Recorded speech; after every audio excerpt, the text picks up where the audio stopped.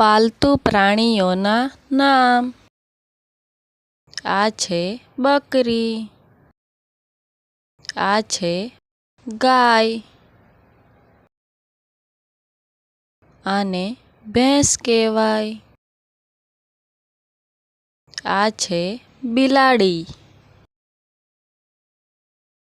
આ છે કૂતરો.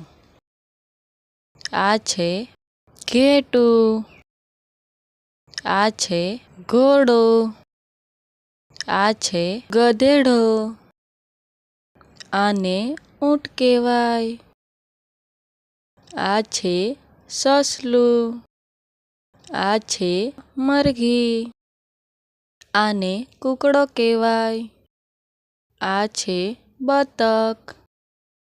આને હંસ કહેવાય. આ છે કબૂતર. આને ડુક્કર કહેવાય.